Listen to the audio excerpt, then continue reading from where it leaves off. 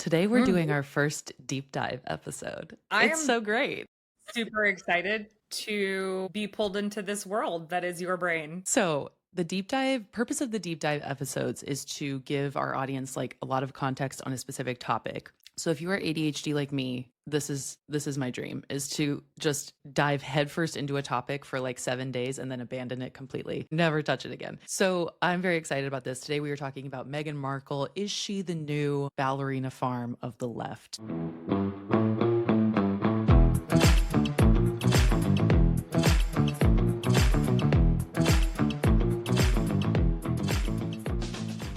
That was the initial question that entered my brain when I started watching With Love, Meghan, which is her new show on Netflix, her new, quote, lifestyle show on Netflix. Mallory, have you watched With Love, Meghan? I have not. Okay.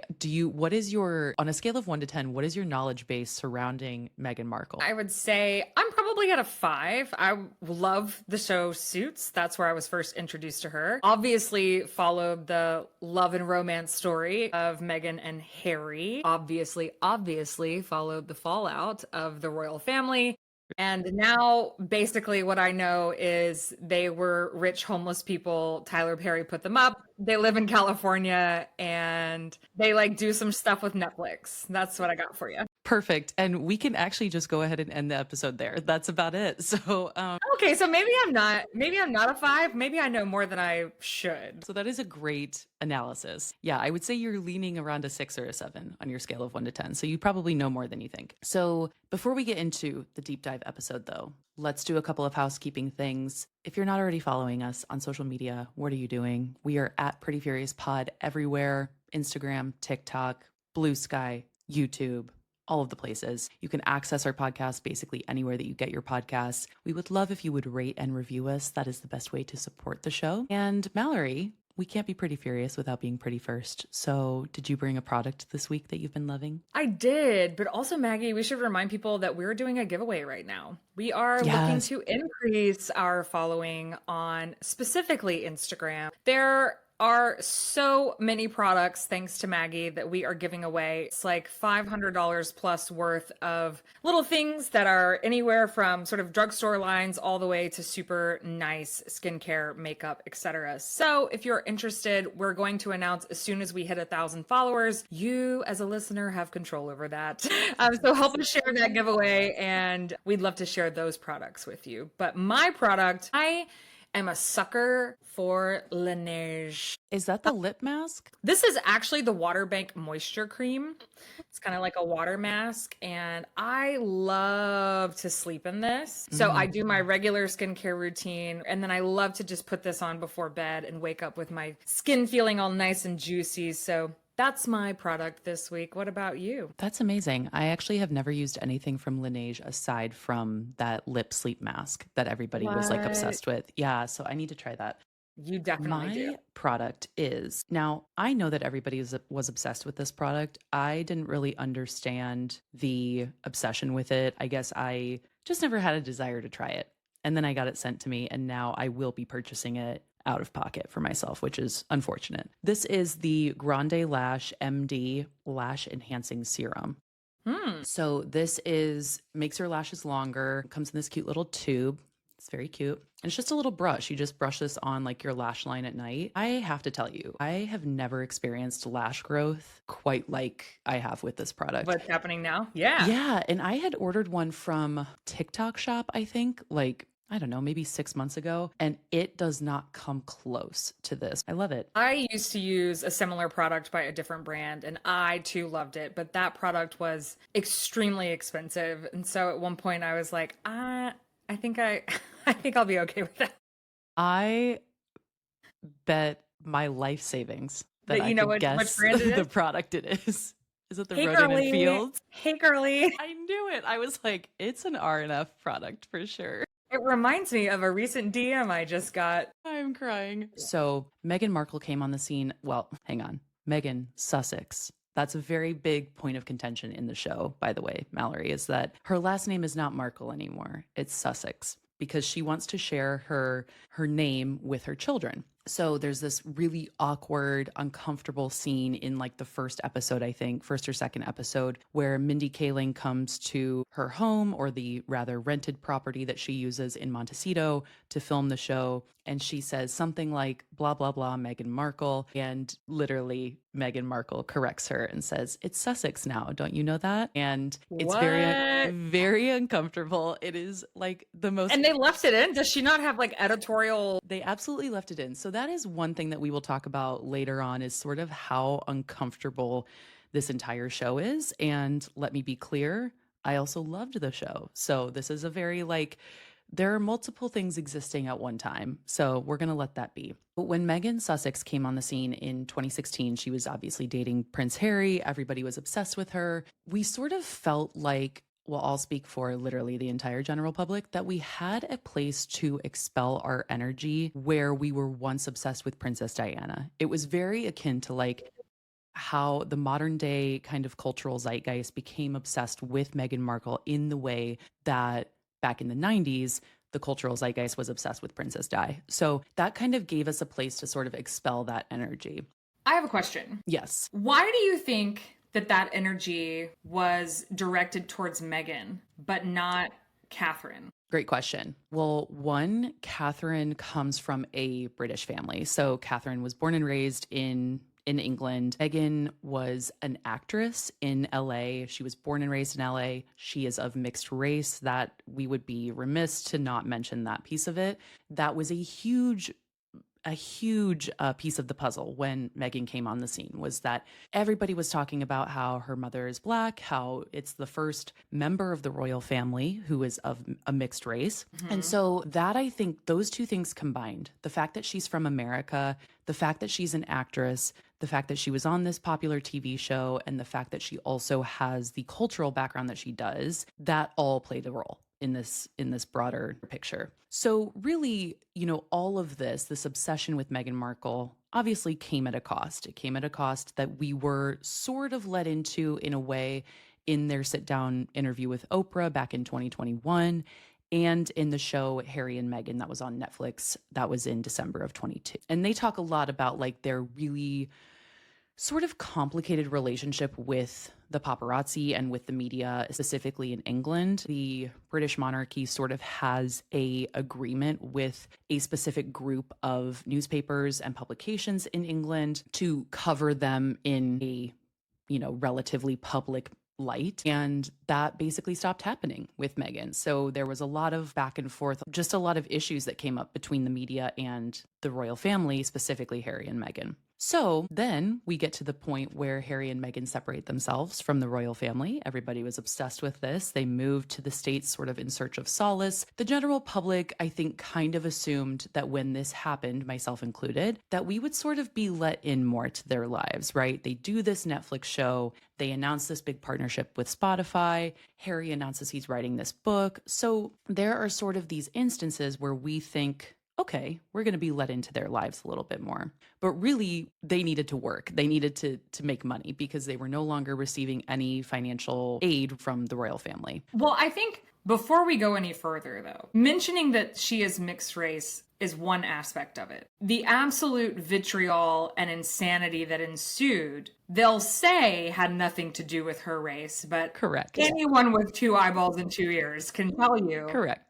that the level of scrutiny that they were under and that they were facing being a part of the royal family was in large part due to her race. When you combine that with the fact that there are obviously some inter-family things at play. Yes. There was obviously some stuff going on behind the scenes. It makes sense that they said for our safety and for our happiness that we're going to go. Right. Exactly. And that also plays into where this deep dive is going. Yes. It plays into why people have an issue with her show. Yes. And I think we'll get there, but yes, I just want to continue to draw those lines. Like, yes, so much of this has to do with because this girl has melanin. Yes, and that will come in a variety of ways later on as well. But yes, you are absolutely right. Like the British monarchy, if you watched Harry and Meghan on Netflix, that show does a really great job, specifically in episode 2, of detailing the kind of complexities of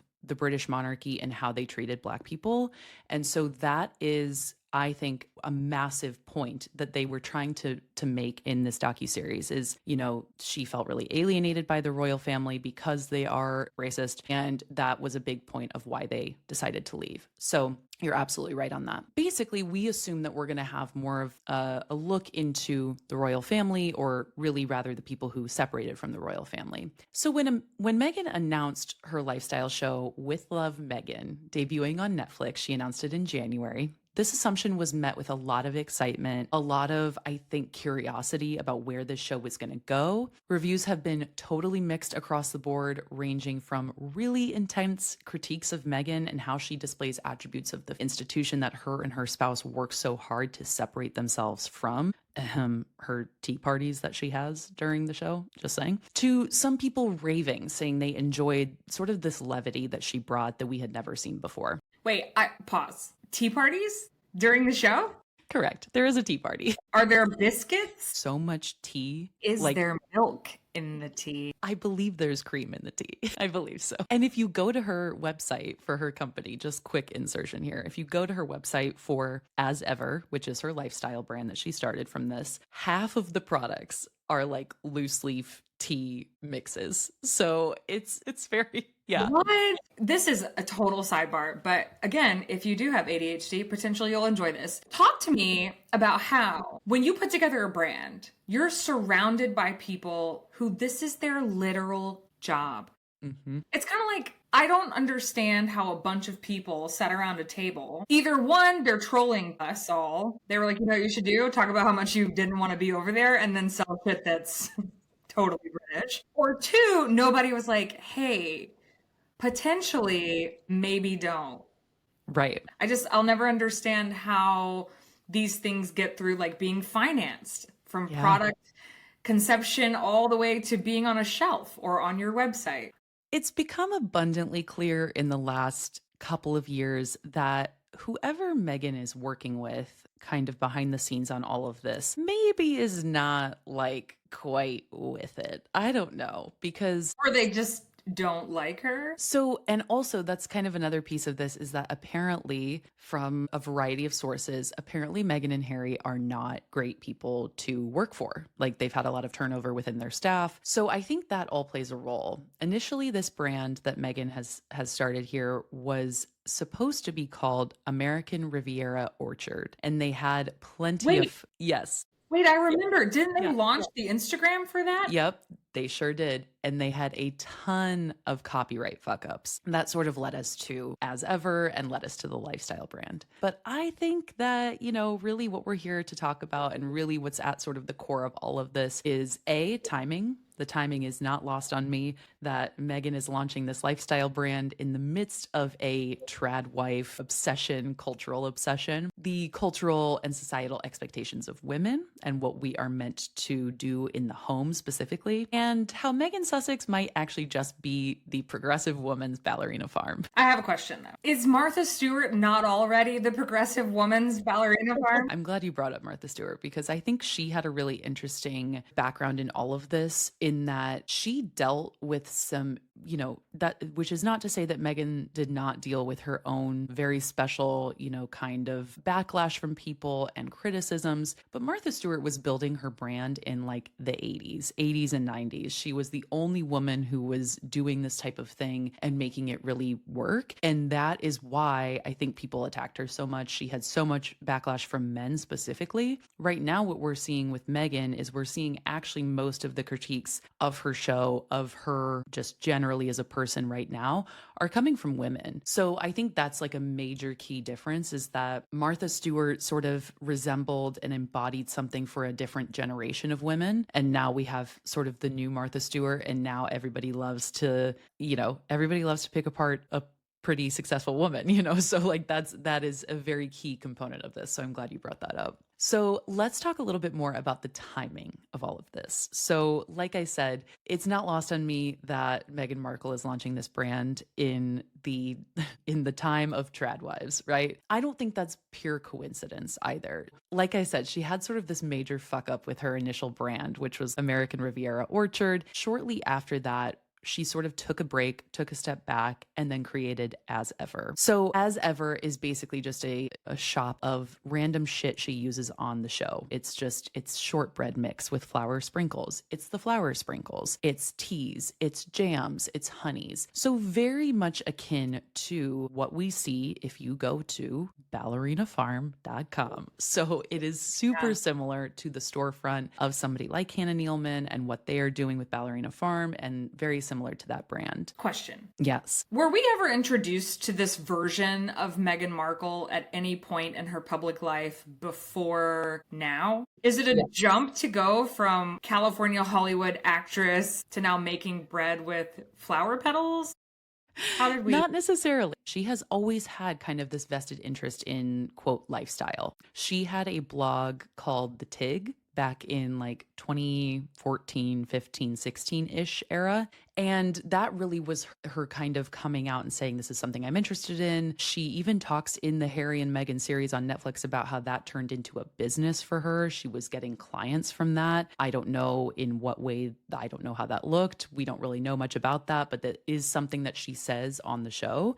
And so I think that this concept of her being really interested in hosting for people and lifestyle and all of that, that's totally fair. I mean, she has had a clear vested interest in this for a long time. And I'm sure that she really had an interest that grew exponentially in this area as she became a member of the British royal family. Like, so she's going to actual tea parties. She was kind of, I don't want to use the word prisoner, but her freedom was a lot less during the time frame that she was living there, stuck in the house, stuck in and around the property, that kind of thing. So it would make sense that what once was a hobby turned small business kind of transformed into maybe there wasn't much else for her to do. Exactly.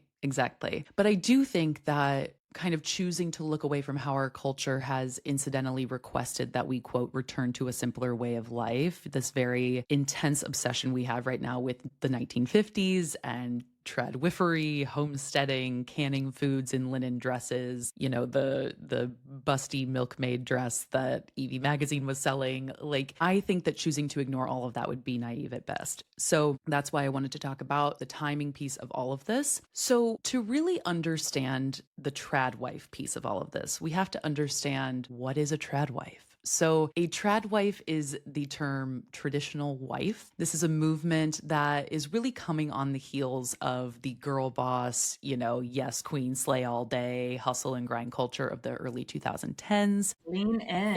Lean in, girl boss. And it's really snuggled up right next to its right-hand man, which is alt-right Christian nationalism. So we see a lot of Mormon housewives who are doing this sort of tradwife situation where they are just breeding a bunch of babies and they are drinking raw milk and they are making sourdough. And really the tradwife movement implies what I said earlier about this return to, quote, simpler times, often reminiscent of the 50s, when women were really the primary homemakers and men went to work. So women didn't make any money, but they just kept up the home and the children. So there's a lot of like tea length dresses, there's gardening, there's canning foods, there's sourdough starter, there's raw milk, submissive behavior, popping out loads of babies in close succession, there's aprons, etc., etc. Now, let's be clear that on their own, these things are not necessarily bad, except for raw milk, because literally, what the fuck? And if you're submitting to your husband, like, that's super lit. Good for you. I'm so glad that you have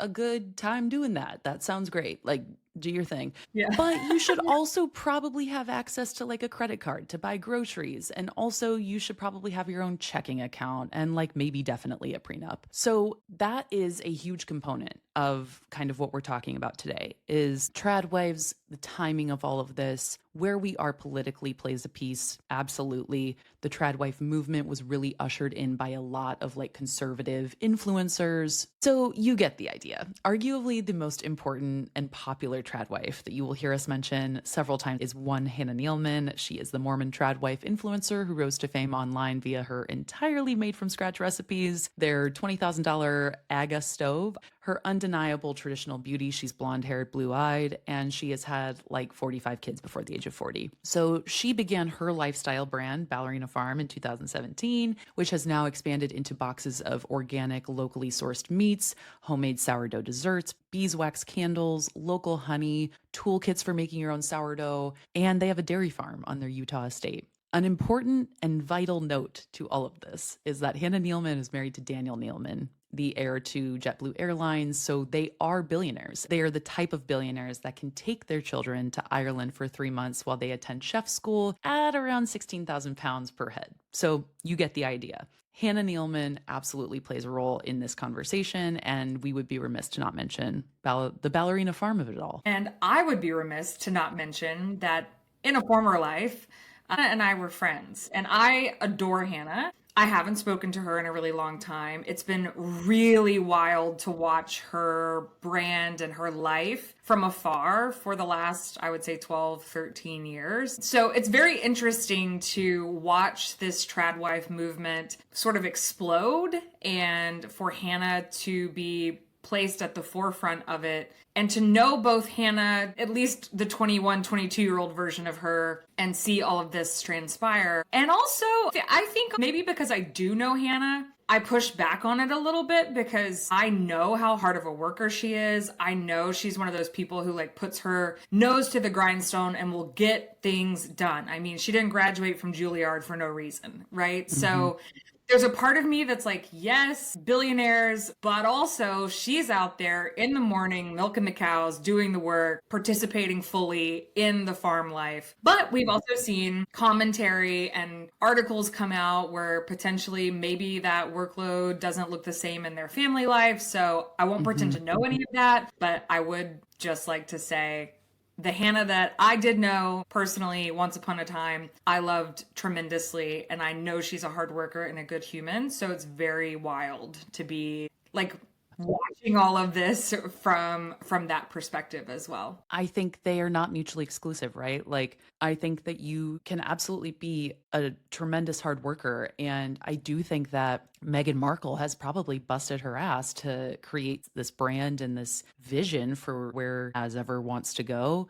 Very, very similarly to Hannah Nealman building Ballerina Farm. You can be an incredibly hard worker and also, you know, kind of be participating in systems and structures that maybe don't necessarily like push forward the movement of feminism. They are not necessarily things that can't coexist. And so I think that's an important note to make, is that I'm not saying that I think that Meghan Markle hasn't worked her ass off to get to where she's at. I'm sure she has. And I'm sure that there is so much behind the scenes that we will never, ever understand or know. But I think drawing those parallels and making those connections of this Tradwife movement, how this all came to be, and drawing in how Meghan Markle is kind of playing a role in furthering this movement almost is a really important connection to make. We're going to talk a little bit about Princess Diana. So this is one thing that I have not heard anybody really discuss a whole lot yet, which is I listened to several podcasts in preparation for this episode. I listened to Culture Study by Anne Helen Peterson. She does a great breakdown on this show, and more so through the lens of just doing a critique on the show itself and not necessarily a critique of Meghan or the royal family. I listened to Kate Kennedy's Be There in 5 episode talking about Meghan Markle and just sort of her thoughts on the show. But I haven't heard anybody address sort of what I think is a very clear elephant in the room, which is Princess Diana. Like, hello. So the public's obsession, particularly in America, with the royal family and Princess Diana has been steadfast for decades. We love the premise of a monarchy, but like, LOL, if you're human and have a pulse, you were captivated in some capacity by Princess Diana. I remember we went to Paris over the summer and we went to the spot where her car crash happened. That's the most morbid shit of all time, but people do it and people leave flowers still. It's a whole thing. Her wedding dress did an entire run through Putnam museums and stuff like that across the country. So this obsession with her has just continued even after she's been long gone. This obsession is really twofold, I think. A, we view members of the royal family in the States celebrities. Their lives are incredibly elusive. We want to look inside at their bizarre rituals, their ceremonies,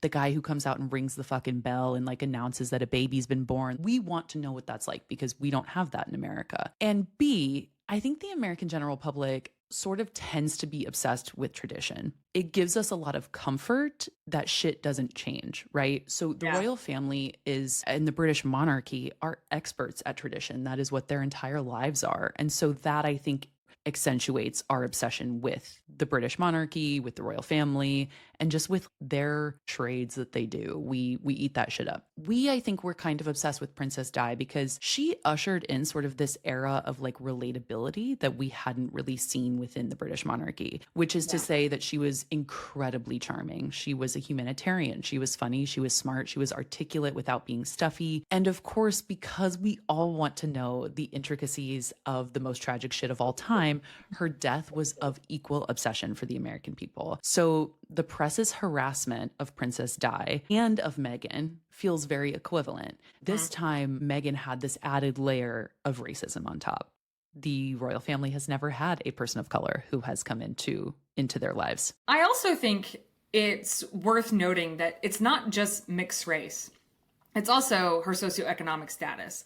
So even though she was an actress and working and had her own life and her own money, so to speak, that's not the family social dynamic or socioeconomic status that she came from. So I wonder, I think we all have to wonder, if she were British and from an affluent family in Great Britain or in Europe in general, would this dynamic have looked slightly different? Maybe if they were quote unquote respected people or people who were of society in that way, would her race have been such an issue? But when you combine her family, her parents, their kind of crazy antics, their socioeconomic status, it adds a whole other layer, which I think is very interesting. That's sort of the parallel between Meghan, Princess Diana. There's this cultural obsession with the both of them. So the Tradwife movement almost always stirs up a conversation about politics because they are intricately woven together. The alt-right would prefer that your wife stay home and keep sweet because patriarchy, we love it. And the royal family and the monarchy is no stranger to patriarchy, as you can imagine. A great example is Diana's separation from Prince Charles amid his very public affair with Camilla, and how tabloids really exploited Diana for a variety of reasons, ones that were almost always steeped in patriarchal notions. So, i.e., commentary on her clothing, her weight, her beauty, and her partners post-Charles. So Meghan coming into the royal family, she almost represented like this new era of a Diana-adjacent period. And obviously, she's marrying Diana's son, so we're all immediately obsessed with that piece of it.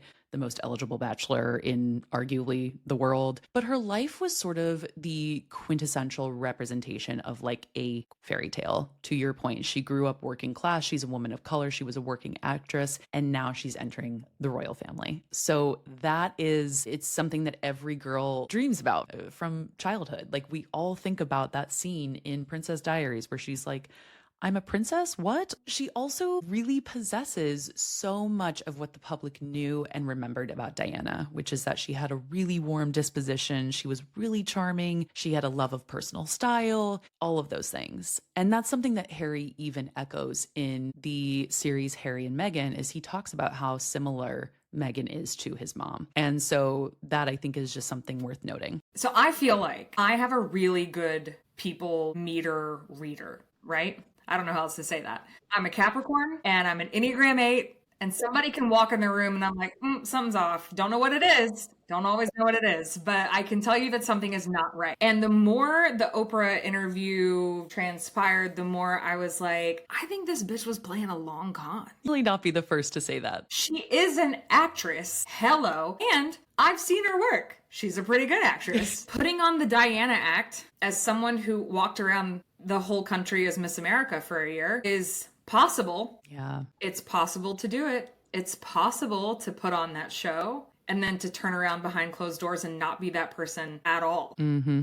Yeah. I won't say I've done it a lot, but there are days when I did it. You definitely are not alone in that. I think that's a very common theme and thread of conversation that we hear a lot is something doesn't feel right, something feels very off, specifically since they made their exit from the royal family. And whatever that may be, you know, it could be a variety of things that we have, again, no insight into all of that. But I'm so glad you brought up the Miss America piece of it, because so much of this is performative, right? There's a performance happening.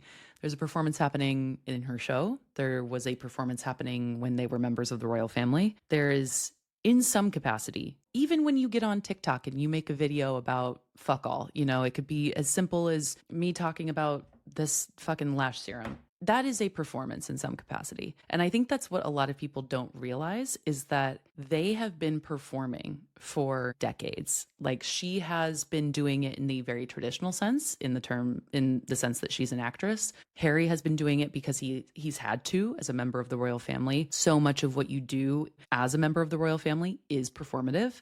I mean, let's be honest. The entirety of the royal family existing still is a performance. Exactly. They and that's why serve people love it. Literally no purpose, except for they might argue to be like ambassadors of goodwill. I don't know, but Right. They don't do anything. Like I said, you know, this all kind of, I think your line of thinking and your train of thought very much happened in 2020, early 2020, when Harry and Meghan made their formal separation from the royal family. Their Netflix series, as I mentioned, Harry and Meghan, that was released in December of 2022 via a massive $100 million deal with Netflix. I'm sorry.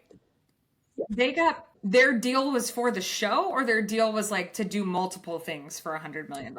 Multiple things. It's a lot of money. And that doesn't include the, I believe, $20 million Spotify deal that they had signed with Meghan's initial podcast called Archetypes. Upon leaving the royal family, basically Harry and Meghan planned to like carve their own path. They moved back to California.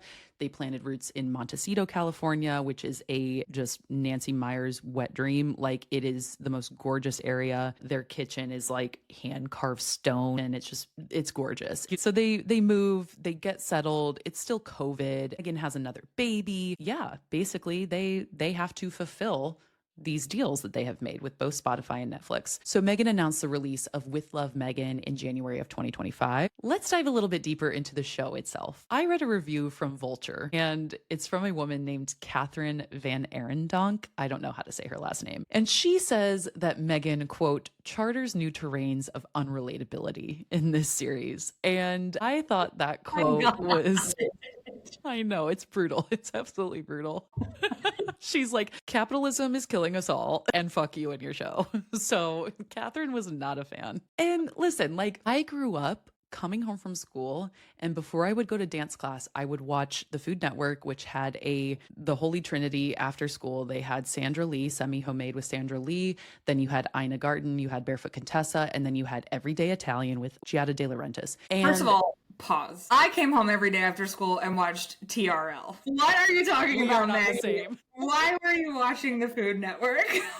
I just loved watching these people make food. I really don't know what it was. I think it was that my mom never kept any garbage in our house when I was growing up. My mom was a dental hygienist, so I never had access to pop or sweets or anything like that. So I watched these women make these fucking insane desserts, and Sandra Lee would put like half a bottle of vodka. This is actually getting sad. Yeah, it is really sad. Anyway, so listen, my childhood was lovely, so let's not get it twisted. In the exact opposite vein, this is insight into just how practical of a human. Like, everything to me is about practicality and efficiency and get shit done. And I never watch cooking shows or anything of the sort because I can't taste it at the end. That pisses me off. I just sat here and watched you do this whole thing and I can't even participate. Then do not watch this show because you will be super disappointed. So do not want it. So, but what I do think is so incredibly jarring about this show, Mallory, is that it is deeply uncomfortable. It is insanely uncomfortable. Yet it is, I think, for the people who watched Giada De Laurentiis after school, it is comforting in the same breath. That is the thing that's confusing to me, even though I haven't watched it, it's confusing to me, the hate and the backlash that I've seen online. Obviously, I've seen people's TikToks and all their commentary about it. And I'm like, how is it any different than every other unrealistic, stupid studio show where they're making the thing that they already had made and pulled it out of the oven. Is it different? Am I just missing something? Well, given just everything we've talked about, the background, that is a major component, I think, of everybody has a bias about Meghan Markle because she was a member of the royal family. They left the royal family. It was this big drama. So there's that piece of it. I think another piece of it is she brings on a guest every single episode. And the guest that she brings on is a close friend of hers. So the first episode, she brings on her makeup artist of over 10 years. Second episode, I think, was Mindy Kaling. And then she brings on the founder of CEO of Tatcha, who's a friend of hers. She brings on like Alice, I think her name's Alice Walker. She's the pioneer behind the farm to table movement. She brings on all of these guests who are quote unquote friends. But even though these people are quote friends of hers or people that she like just really admires and respects, the interactions feel so forced and feel so uncomfortable.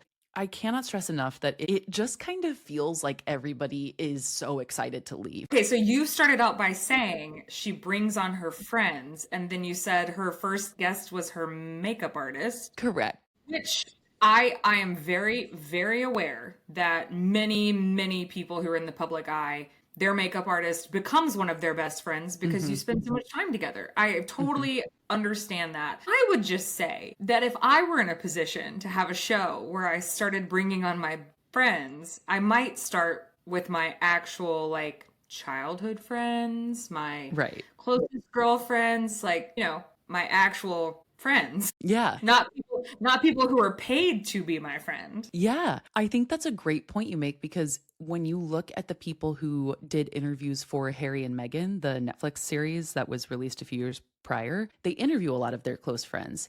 And only from what I could see, only 2 of those friends were featured on With Love, Meghan. It kind of felt like her makeup artist, who is like this lovely, almost flamboyantly gay man, comes on the show and she makes him do like 10 different fucking things. First of all, she makes him make a meal with her and they make this pasta dish and then she makes him make dessert with her.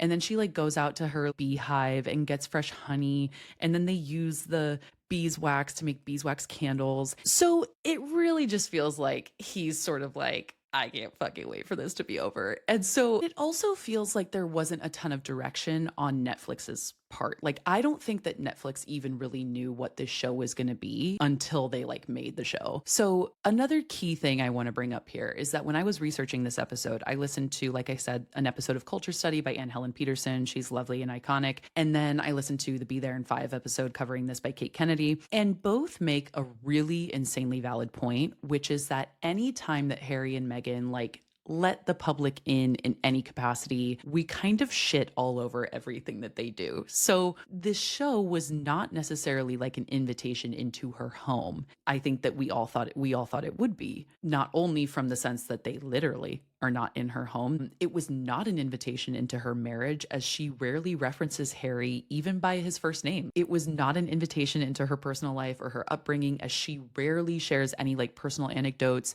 The only time she really does is on episode 3 with this chef named Roy Choi, who is also from LA. And they talk about kind of like growing up in LA, but that's basically it. So to put it plainly, my major takeaway from all of it was that this was not an invitation of any kind. So what are they talking about? If they're not like talking about her life, if they're not super intellectual or stimulating conversations between her and her guests, what are they talking about? It's very above board, very surface level conversations. Either she might ask them a question about, the thing that they're making. So for example, when she has her friend on who is the CEO of Tatcha, the skincare company, they're making a mask. And they also do a dumpling recipe during that episode where the woman talks about her upbringing and how her mom used to make this recipe. And then the other kind of piece of what she's talking about here is like, quote, how to be a good host and how to be a hostess. She never says anything other than hostess. I just kind of felt that to be intriguing, that she always like uses the feminine. She almost always says hostess instead of hosting or anything like that. So I found that to be really fascinating. But, very much so like how Hannah Nealman stays very above board on her social media. She keeps it very light and fun. Behind the scenes footage of building their dairy farm and all of that. You will likely never receive like an in-depth conversation from Hannah on her thoughts on Mormonism, our political climate, how critics argue that she is antithetical to the feminist movement. It's just not on brand, right? So this felt very akin to that. That really is kind of what this is just sort of a quote lifestyle show where they talk about hosting and they, sort of gab about how to make your guest in your home feel lovely by giving them homemade Epsom salt for their soaks at night. She calls them soaks. You grew up in California.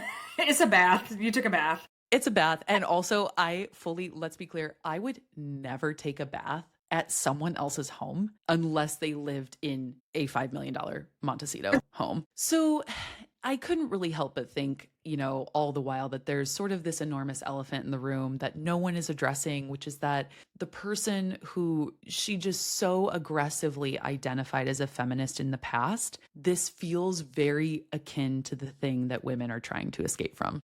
Meghan Markle has said on multiple occasions, Meghan Sussex has said on multiple occasions that she like wrote letters to the president or somebody about, I don't even remember what it was, but she was very like Little Miss independent protester, like that type of thing, to come out with this very milquetoast, watered down, surface level version of yourself baking and tending to bees is a bit of a departure there. Yeah. She did a speech for the UN in 2015 on feminism. Like she did a whole presentation on how she believes herself to be a feminist. 2018, they did shortly before her and Harry got married. Her and Catherine and William and Harry all went and did a speaking engagement where she talked about the Me Too movement. She was roasted for that. So there is sort of this like side of it where you're like, well, you should continue talking about feminism because it's the thing that like you seem to really have once cared about. And this other piece of it where every time she talks about feminism, people shit all over her. People are shitting all over her for doing this show. The lesson to be learned here is that people are just not going to like you. It's taken me until 36 years old to go, okay, well, if you just don't like that, that's fine. You don't have to like me. I really don't give a shit. So the question remains to me, her doing this show is not her saying, I don't still hold all these beliefs. It's just a shame that this show is in exact opposition, at least the way it's being presented to me from you.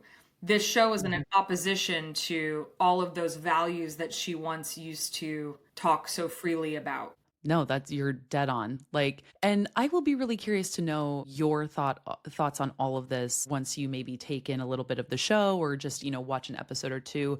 But it is just all very jarring. And when we talk about this concept of relatability with Meghan and with the royal family, obviously nobody's going to be pleased with what we get in that regard. She was once a royal. You can't relate to somebody like that. We're never going to know what that feels like. Right. When we're talking about the relatability piece. There is no time in the day for the average woman to make a homemade rainbow fruit platter for her children for breakfast in the morning, which is a real thing that she does. There are no resources for a single mother to go into her garden and pick fresh vegetables to make a homemade dinner for her family. She does not. Can I just interject and say that I feel like we're doing something fancy by toasting the kids' sandwiches before they go into their lunchbox? I think what ultimately is another piece of it that is bothersome is that she frames the placing of like this rainbow platter thing for her children for breakfast. She frames that as sort of like a really small thing you can do to elevate the experience for your loved ones and to make it something where you put thought and care into their experience. And it's like,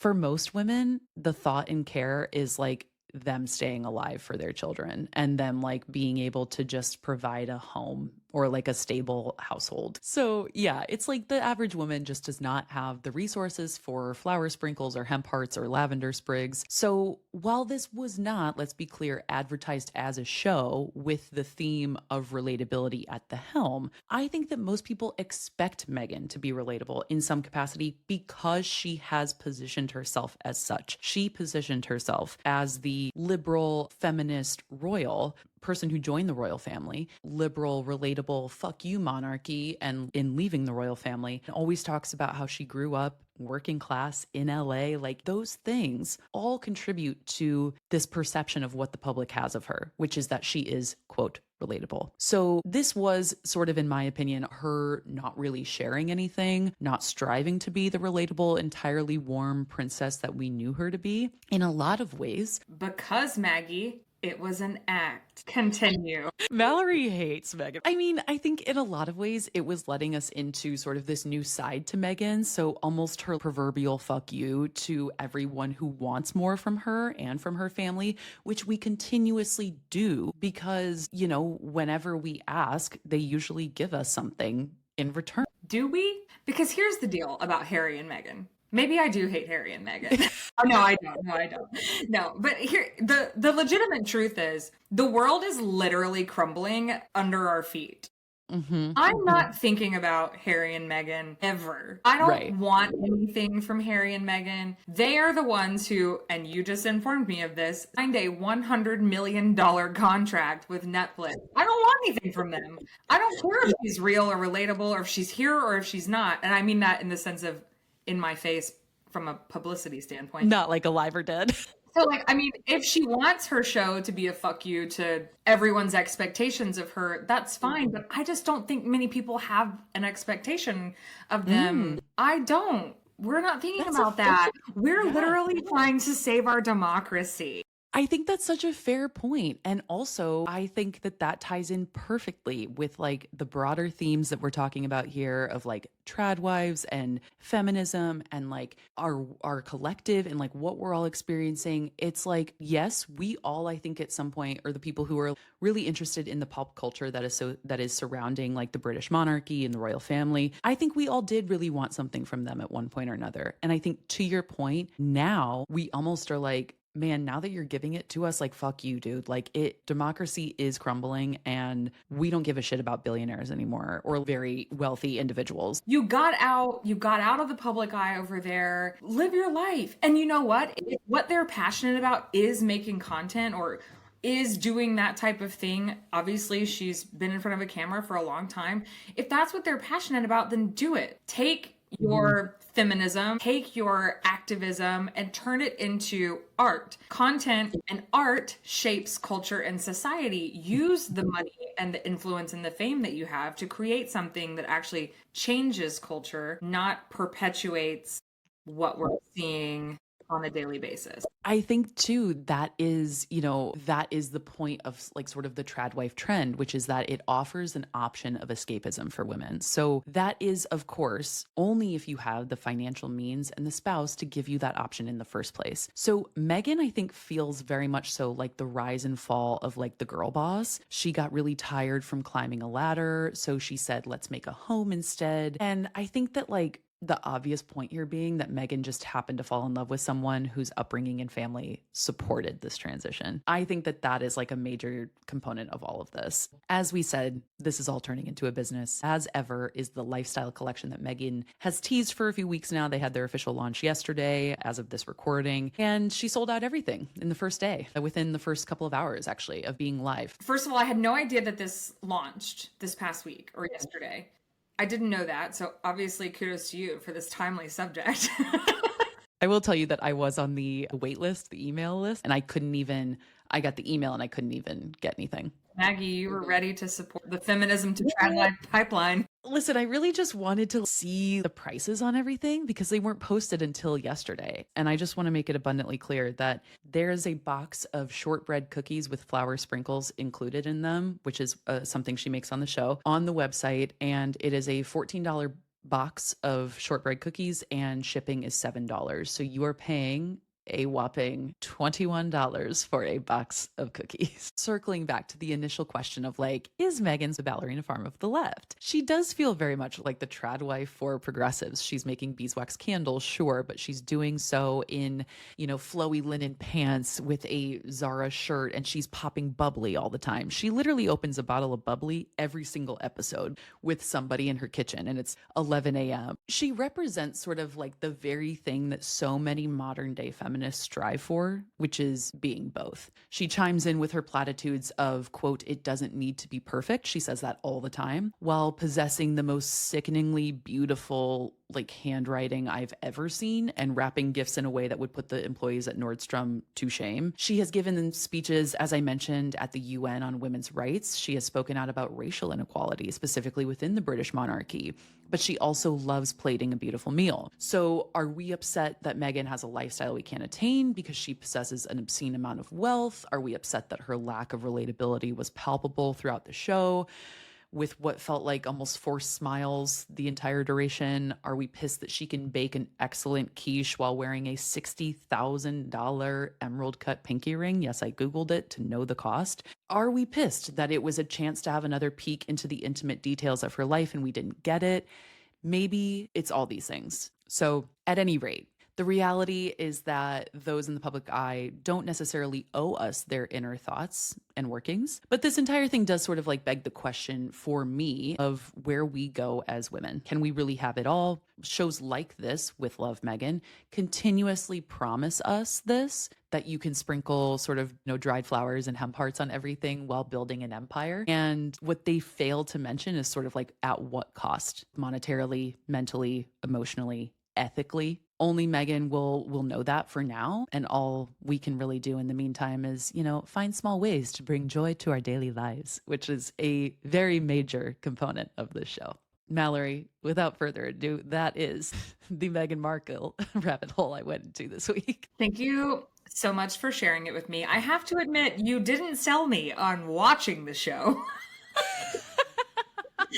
I did walk away from this conversation reiterating a couple of things. And the first one is everything you do in life, there's always going to be people who hate on it. So just do whatever the fuck makes you happy. The second thing is I realized that while I do know more about Meghan and Harry than I realized I did, I don't want to. I actually don't care. And so, Meghan, if you hear this, first of all, I'm sorry for coming off like such a hater. I enjoy most of the things that you do, but I just need you to know that go live your life, girl. We don't care. We don't. We don't expect anything from you. It's okay. Exactly. I think that might be the problem, is I think that so many people really maybe wanted to care and can't find the energy, or can't find a fuck to give, for lack of a better term. So I think that's really where we're at with Meghan and Harry, is they have been so kind of overtly in the public eye for the last, 5+ years. And I think with where we are politically in America, people are just, man, we only have a certain amount of fucks to give in a day. And Meghan and Harry don't get them. As ever.